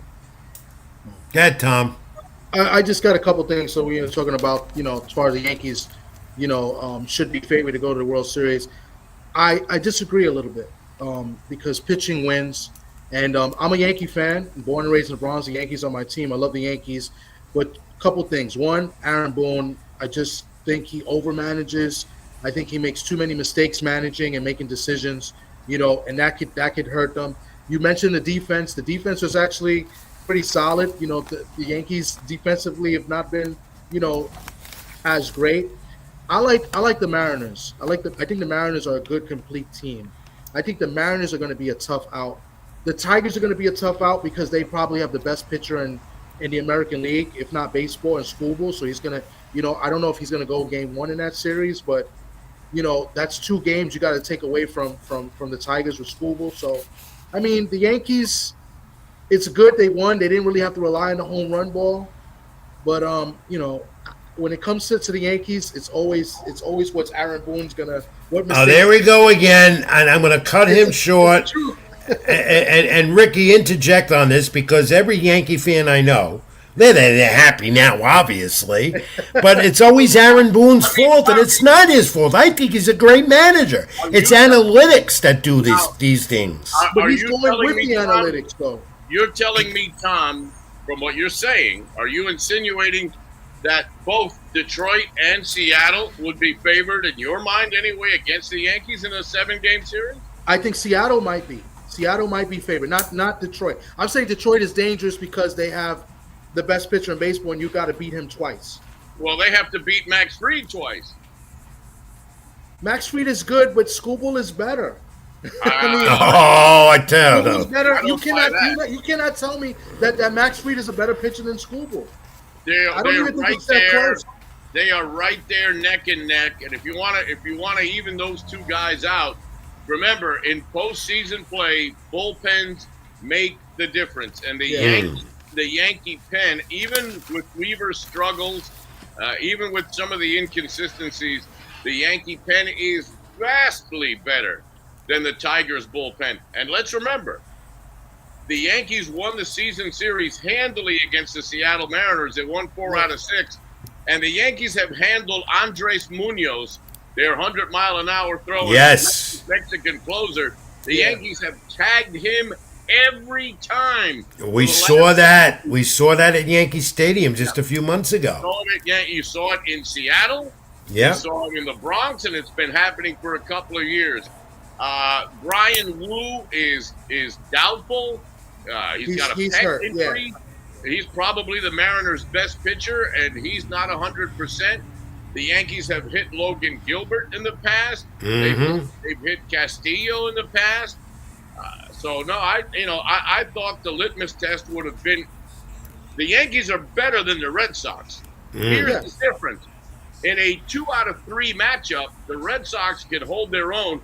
If you want to make the argument that Crochet is a little bit better than Fried, the same way you're trying to make the argument that Skubal is a little bit better than Fried, we can have that discussion. It's valid. But once you get past Crochet and once you get past Skubal, for example, I mean, it's no contest. The Yankees are much better top to bottom as far as starting. Especially with the Tigers, the number 2 Mize is not but a Rodon. The Mariners, you just mentioned they got 4 quality starters. Now Wu is a question mark because he got hurt in the end of the season, so we don't know how healthy he is. But they got a good number 2, a good number 3, and a good number 4, same as the Yankees do. You know what I'm saying? So now, Rick, I'm just saying it's not as Ricky. I not to cut you off, Tom. I do it all the time anyway. But Rick, I want you to tell Tom, especially Game 1, Chisholm and Rice sit down. That was because they wanted more righty presence in that lineup. And it wasn't Aaron Boone that did that. It's analytics. It's what their people telling them what to do. And they blast Boone for all these decisions. Do you agree with me, Rick? Well, look, it's these decisions are made, and look, we all assume and we all think and surmise that the analytics department has a very, very heavy hand when it comes to lineup decisions and things of that nature. Look, you and I, none of us are in the room, so we don't know to what extent the analytics people or to what degree that they have, the final say in lineup decisions. Personally, Ben Rice would have been in the lineup for me. Absolutely, because Ben Rice has been hitting righties, lefties, everybody he's been hitting for the last hitting the ball out of the ballpark too. Crazy. He has been on fire. Yeah. For Rosario's numbers against Crochet were very, very good. I'll tell you where I thought Boone made a mistake in Game 1. Not so much. I'm not so down on him for playing Rosario in Game 1. I'm down on him for taking Rosario out for Chisholm late in the game when Rosario has got the best numbers of anybody against Aroldis Chapman. Yeah. And let's never forget the home run that Rosario hit. And I don't know if any of you were in the ballpark. I don't think you were because it was a COVID game. The Mets were the home team at Yankee Stadium going back to 2000, either 20 or 21. I don't remember which of the 2 years. It was an empty ballpark during COVID. And the Mets were the home team at Yankee Stadium. And Rosario hit a walk-off home run into the bullpen in left center off. I remember that. I wasn't there, but I remember it. Aroldis Chapman, where Chapman, asked the umpire, reached out to get a new ball, and the umpire said, the game's over. Because nobody realized that the Mets were the home team, and they hit a walk-off home run. That was Ahmed Rosario. So I'm more upset upset's not the word, but I'm more clued into I would have had Ben Rice in the lineup, and I would have kept Rosario because you knew in Game 1 that Cora was going to go right from Crochet right to Chapman. There was going to be no in between. Yeah. He was using the lefties to affect the Welleses of the world and to keep the Rice is on the bench. I thought maybe Cora outmanaged Aaron in game 1. I thought some of the things backfired on Cora, and Aaron got him back in game 2. And then Aaron had the weapon in game 3, and his name was Cam Schlittler. Yeah, this kid, I knew he would step up, but not like that. I don't think anybody did. I did not know that he could throw a fastball at that high velocity like that, let alone go 8 innings that way. Well, he has thrown the 5 fastest during the regular season. Yeah. The 5 fastest pitches thrown by any Yankee pitcher this year were all thrown by Cam Schlittler of 100 and 101 miles an hour. Yeah, and I'm not pronouncing his name because a lot of people are getting that a little. You see the headlines today in New York. You could easily fumble a name like that, and I could. You know me, Rick. I can do that, but well, you're on YouTube, so if you do, it's no big deal. No, I'm not going to do it to Cam. I won't do that to Cam. But so Rick, he's had it happen. He told me himself. Yeah, he's used to it. It's happened all his life. Anyway, I thought Brian Cashman did a great trade deadline. Rosario, one of them, and then Cam coming in like this, just changed the whole complexion of that Yankee rotation. It's just been they were able to afford to let go of Marcus Stroman, who, by the way, no one picked up, which I thought was surprising. You would figure some contender would have wanted an innings eater like Stroman, but nobody picked him up. And Schlittler basically proved himself enough in a couple of starts where the Yankees were able to afford to let go of a veteran like Marcus Stroman and not let it come back and bite him in the keister. Well, the Yankees have momentum now. That's important this time of year, of course, in October. They've been consistent. Their game is all there. Everything came together at the right time. And they're healthy. That's another thing. But the Blue Jays, struggling down the stretch. So, Rick, we're going to move on also with the National League. Then we're going to do NFL with you. I'm not going to let you get away that quick. Unless you want to leave me, because I know sometimes you're such a busy guy. I've got a few more minutes for you. Good. I want to hear that. Let's look at it perspective-wise. Let's look at both teams. Do the Yankees advance now to the ALCS against the Blue Jays? Yes, I think they win. I think the Yankees win in 4. They will wrap it up. So you mean there'll be another celebration in the Bronx? There'll be another. You go back down there and get that bald head no. again. Right? I'm not going to do it. I think there are too many. I think there are too many celebrations as it is in the postseason. Well, that's another argument. But I think the Yankees win in 4 games. I don't think it goes back to Toronto next Friday for a Game 5. I think they'll split at the Rogers Center and win both games at Yankee Stadium on Tuesday and Wednesday night. They will await the winner of the Tigers and Mariners, which I think eventually in a 6 to 7 game series will be Seattle. And we can discuss Mariners, Yankees, if and when that happens, in the near future. But in the National League, let's look at Dodgers Phillies. This is intriguing. Starts in more, Philly tomorrow. Yep. Much more compelling series in the National League.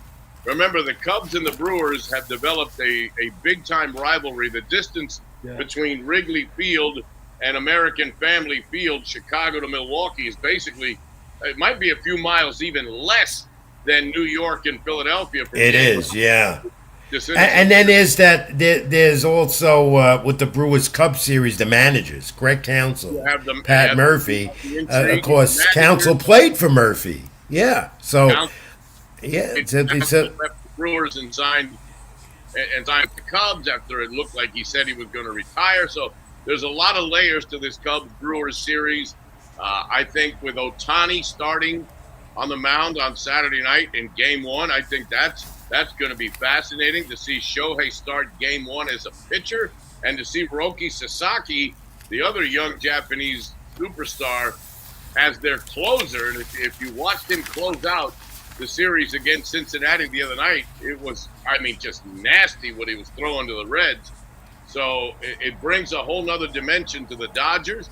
The Phillies have a tremendous power lineup with Schwarber, Harper, the NL batting champion, and Trey Turner. They're a tremendous home team. They were the best home team in all of Major League Baseball this year. They've got very, very good frontline starting pitching with Christopher Sanchez, a future Cy Young Award winner, in my opinion. And they don't have Zach Wheeler, and it hasn't made a difference. That pitching staff. No, and then they had their closer, Duran, that came from the Minnesota Twins. The whole presentation, the intimidation, him coming out of the pen and throwing 102, 103 miles an hour has just, turned that whole city on its ear. So I think of the four series, the most intriguing is the Dodgers and the Phillies. I think whoever wins that series comes out of the National League, and I think whoever wins the Blue Jays-Yankee series will come out of the American League. I tend to agree with you. Tom, do you like that? I do. I do like Milwaukee, though. I think Milwaukee is a very good team. They got some young bats as well. I wouldn't be surprised if Milwaukee makes a run and they're representing the National League in the World Series. Yeah, and two good managers there as well that know each other. That's going to be interesting. Rick, let's shift gears briefly. I know you're running out of time for yourself here.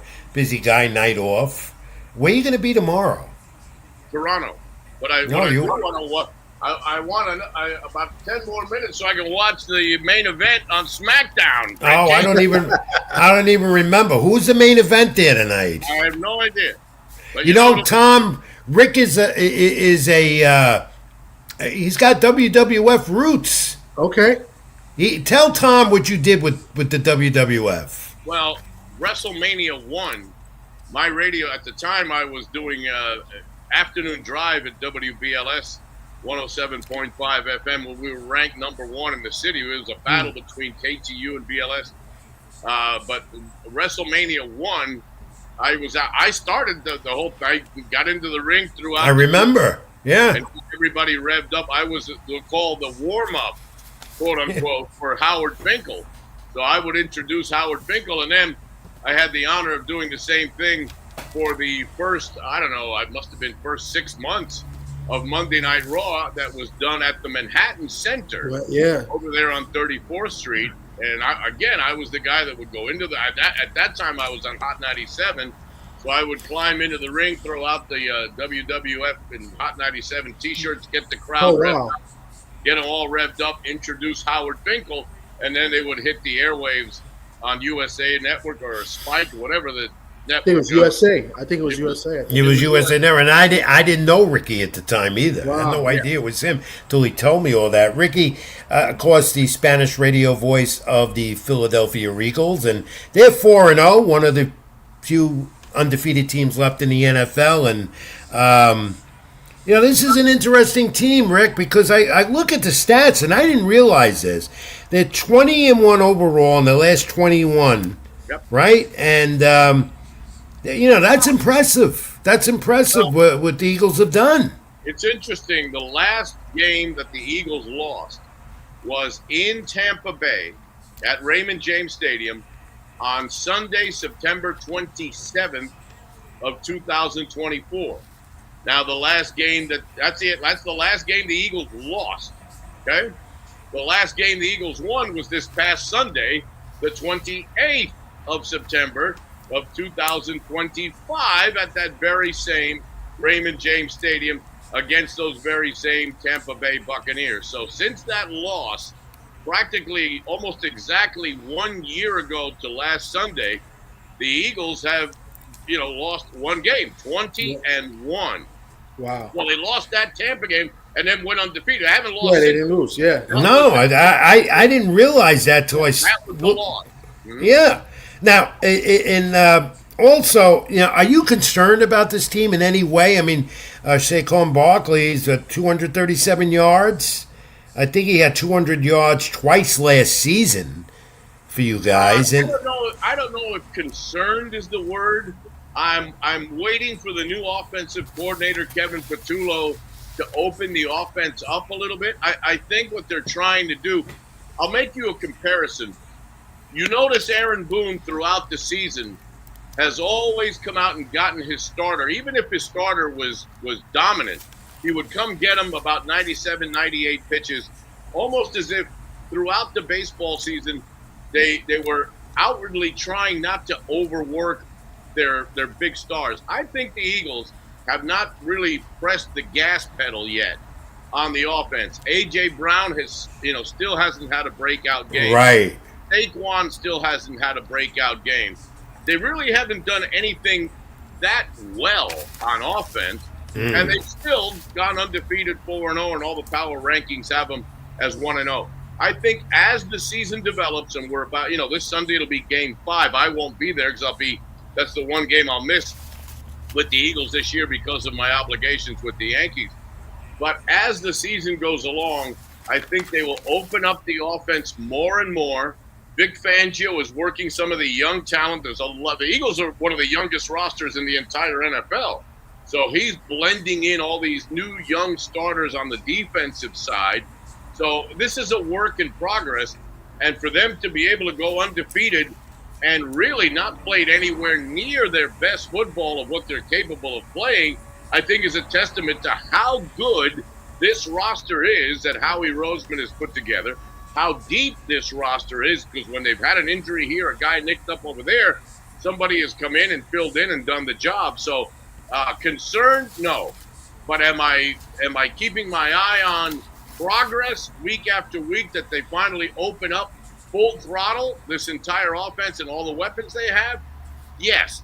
They do have that capability of repeating back to back. Absolutely. Yeah. What about the Cardinals, the team I root for, or the Giants that Tom roots for? I don't root for the Giants. Who do you root for? Come on, we beat your team last week. I even said it when I took over for you last week. I got at you. We beat your team last week on Thursday night. I'm right. a Seahawks fan. Right. Yeah. Well, what about those teams there, Ricky? Because you're more NFL versed than me. Well, run that down briefly. Arizona, I think, still has a ways to go. That NFC West is a toss-up, in my opinion.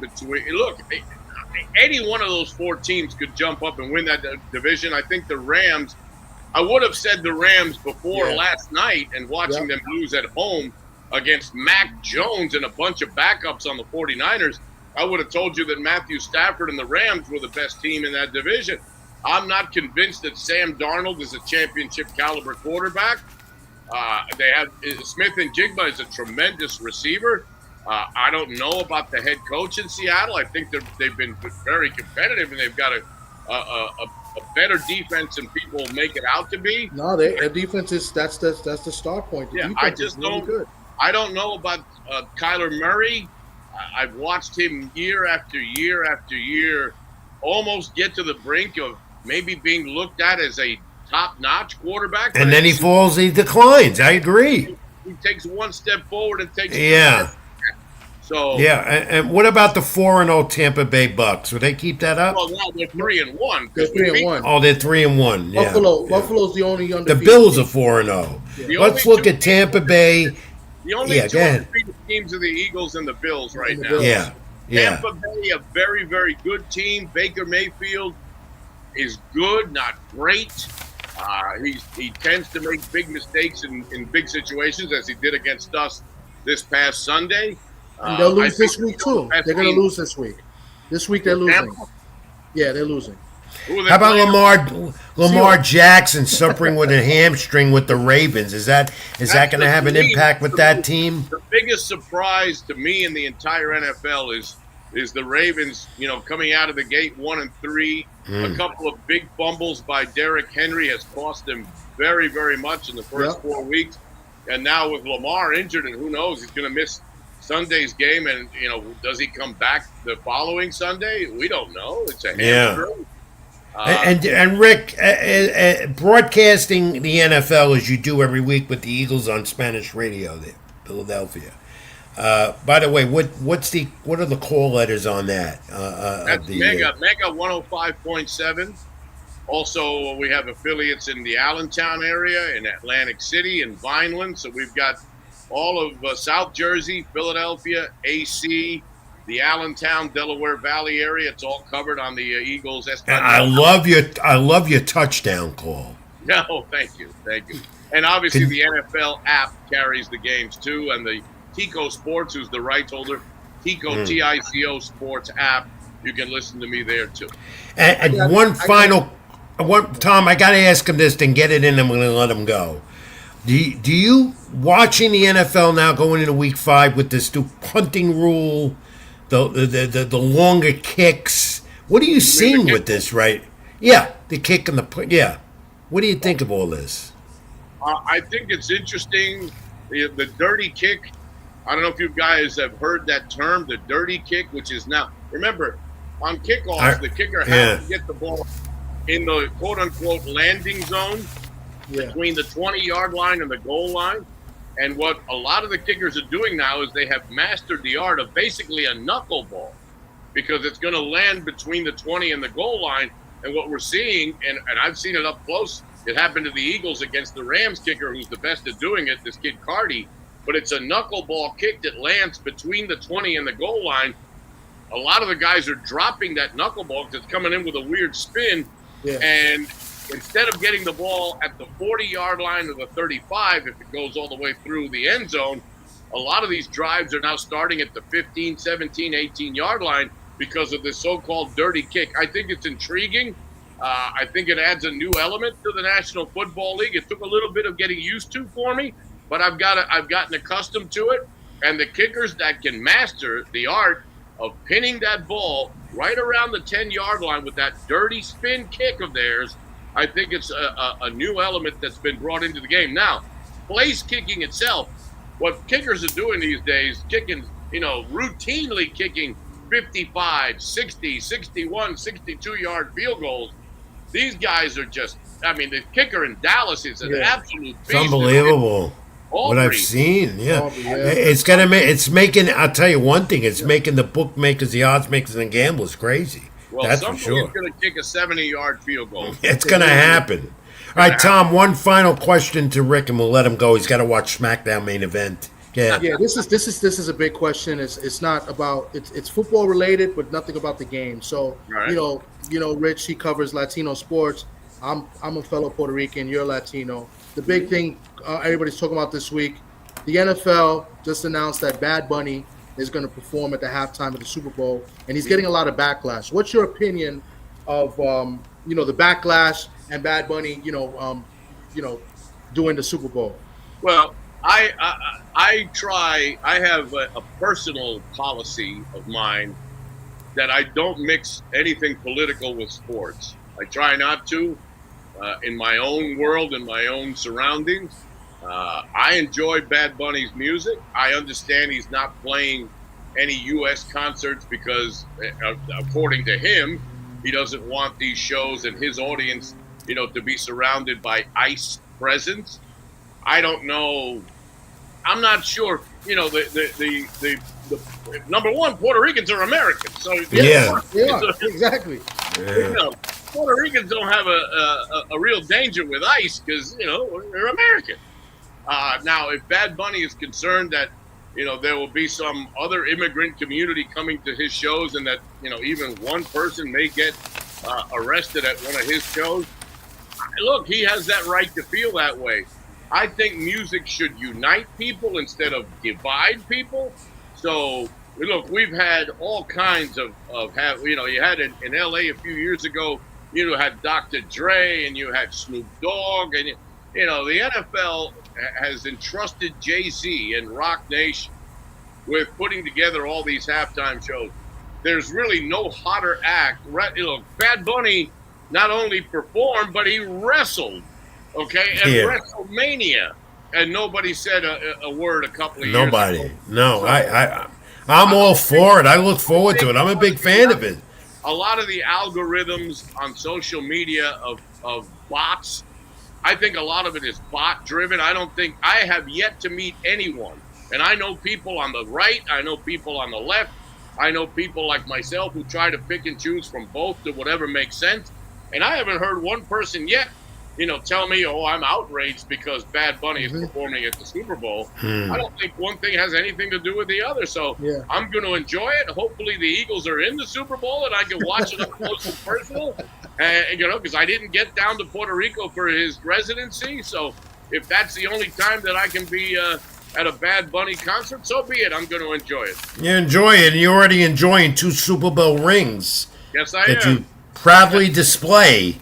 the great Rickie Ricardo, the Spanish radio voice of the Philadelphia Eagles in the NFL, and Spanish radio voice for the New York Yankees in the Bronx, Rickie Ricardo. I see him at the ballpark all the time, but to do shows with him, and he does his own talk sports show on WIP Philadelphia Sports Talk. I'm a guest on his frequently. And the fan as well, yeah. And we talk boxing, we talk some wrestling, and I see him at the ballpark so much. And I'm going to see you again Tuesday night for Game 3 of the ALDS, Rick. Yes, you will, my friend. It'll be a lot of fun. The Blue Jays, remember the Yankees lost the season series to both Boston. Yeah, big difference. Yep. Boston and Toronto. So they have now conquered the Red Sox. Now it's time to conquer the Blue Jays. Yeah. Bring on whoever you want out of that. Important that they come up, that they go to Toronto. They at least gain a split in those first 2 games. In a best of 5, that is so important. Rickie Ricardo, my buddy. As I always tell everyone, even though Sports with Rich and Tom now, it's keep it in the ring. You got it, Rick. See you Tuesday night. Safe travels to Toronto, my friend. Thank you. Thank you. You got it. Tom, he is just, not only has he become such a great friend and colleague, but his knowledge is impeccable. You know? Yeah, he was really, really good. Yeah. You know, I wasn't prepared for some of the baseball talk as you guys hit, because well, you got to get to the ballpark more often. Whose fault is that? I went to 2 games, I believe, this year. So how about 65 or 6 for me? Yeah, well, you're working. I'm going there, cheering. How do you know that it's work? Huh? How do you know it's all work? I don't know what's going on in those, clubhouses. You're in there hanging out. Maybe they got a good spread. I don't know. And they do. They do. They do. And but I don't overdo it. I don't overdo it. I gotta pay like $5 for water in Yankee Stadium. Well, maybe. Whose fault is that? When you go to the ballpark, you don't tell me.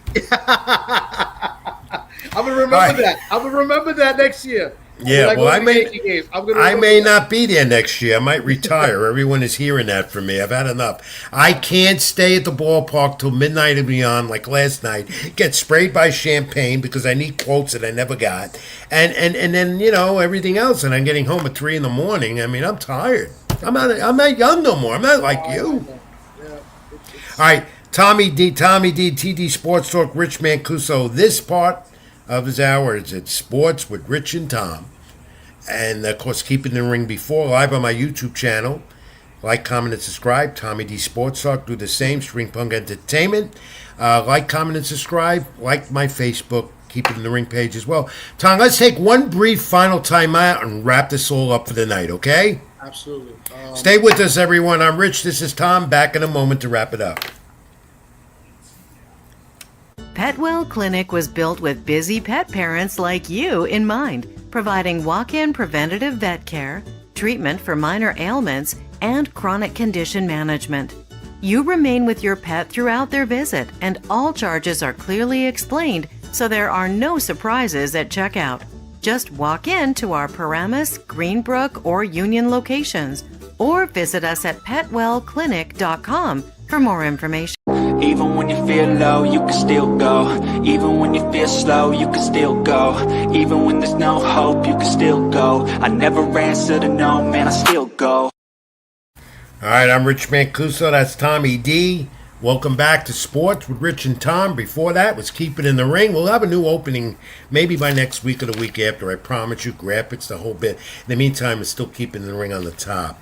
It's not easy to do this, and everyone knows that. And now we're going almost 2 hours because we've expanded, and we still have to decide whether we want to do a separate night for Sports with Rich and Tom. Do you like that title, Sports with Rich and Tom, or should it be Tom and Rich? It's straightforward. It's simple. I like it. Okay, as long as you like it, then I'm going to like it.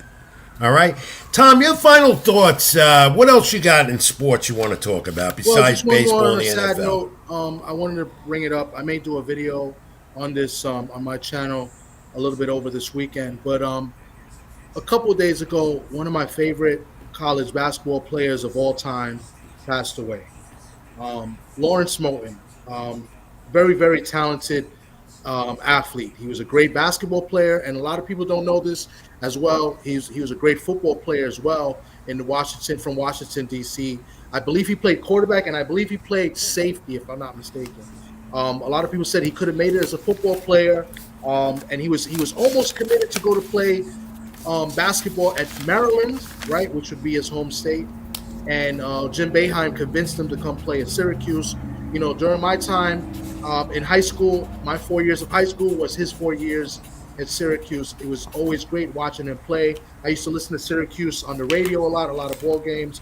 I had the pleasure of watching him play live his senior year against St. John's at Madison Square Garden. That's when they had Felipe Lopez for St. John's. And St. John's Bronx guy too. Yep.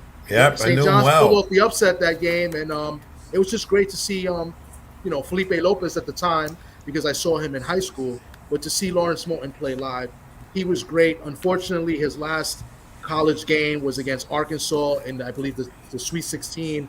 He called a timeout with no timeouts left. But he had a great game. He scored over 30 points that game. And went to I remember him well. Yeah. He was a gamer, that's for sure. He had one of the smoothest games you'll ever see.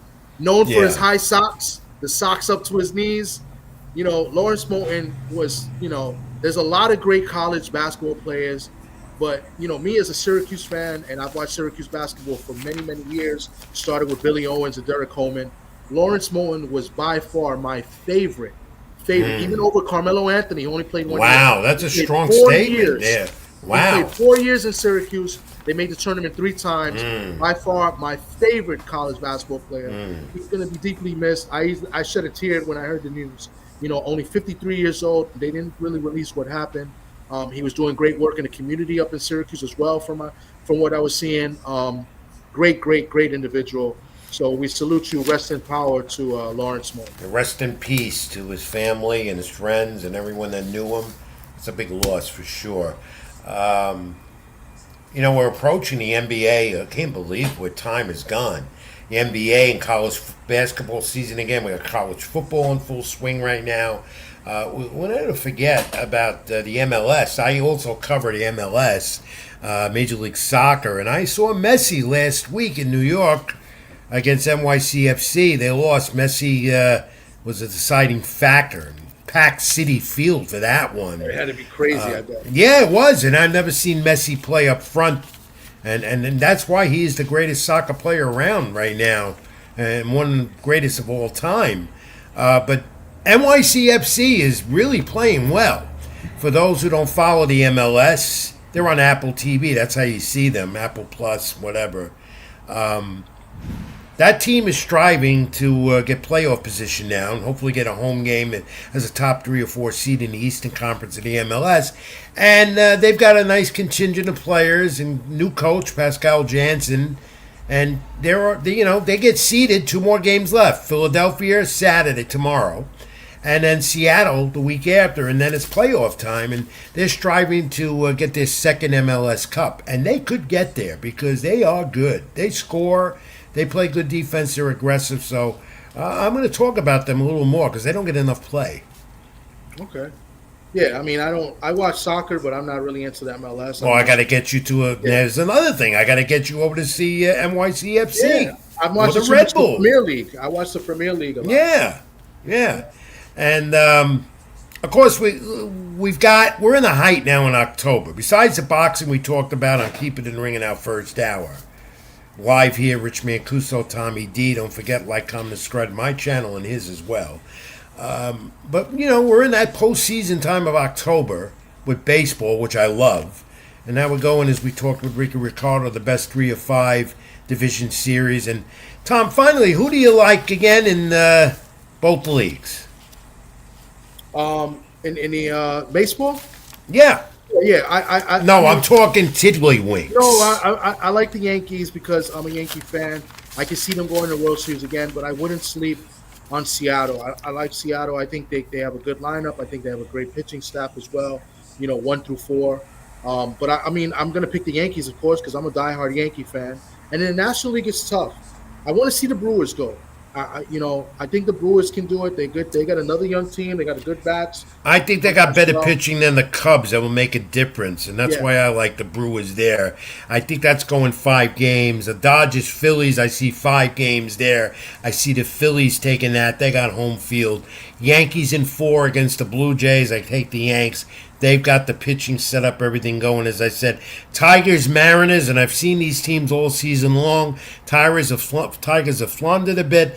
The Mariners, to me, right now, even though the Tigers have Skubal and Mize, they're 1-2, but I think the Mariners have the edge here. And you know why they have the edge? Because got the home run king there, Kyle Riley. Who had a great year. 60. I think he landed equally on 60, if not 60. Yeah, 60. Yeah, 60, he failed to rival. He failed to get Judge's record for a single season mark. But that kid can hit home runs as a switch hitting catcher. In my time, and I'm covering baseball almost 40 years or more. And Tom, I've never seen a switch hitting catcher. Maybe Johnny Bench in that cat, whatever.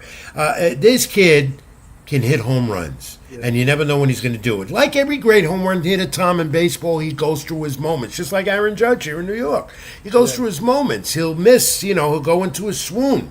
Home run hitters are streaky. Riley's one of them.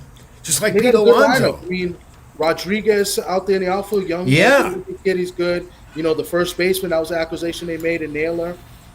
He's a really good hitter as well. I think they traded for him, if I'm not mistaken. They did. Yeah, from Cleveland, yeah. The third baseman is good, too.